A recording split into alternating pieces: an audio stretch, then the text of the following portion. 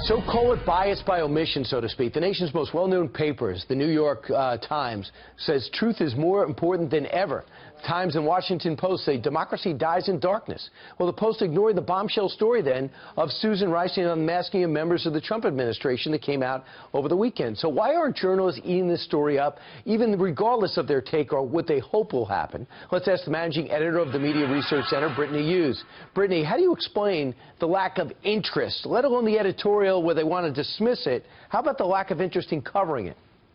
Yeah, so any journalist worth their salt that was actually concentrating on doing their job, this should be a buffet of juicy information. I mean, they should be going crazy over this.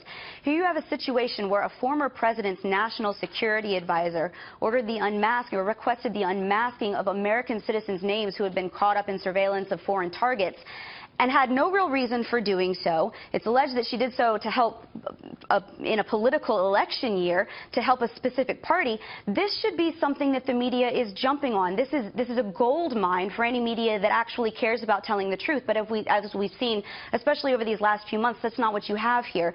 You have a media that's much more interested in pushing an anti-Trump narrative, an anti-Trump agenda.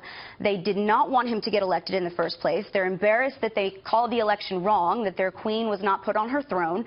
And they're concentrating on anything that makes him look bad, right, and getting him out of office as quickly as possible. That's exactly what this comes down to.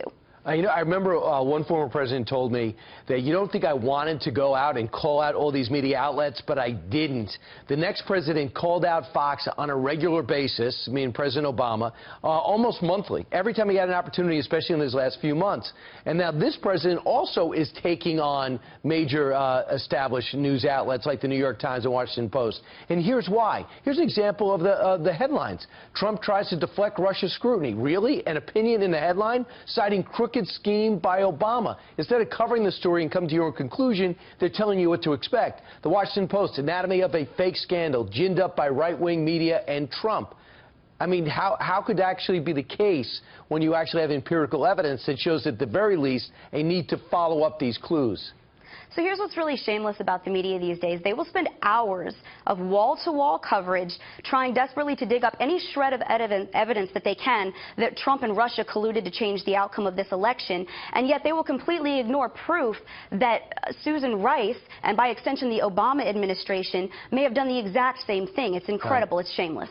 Brittany Hughes, thank you so much. Interesting take.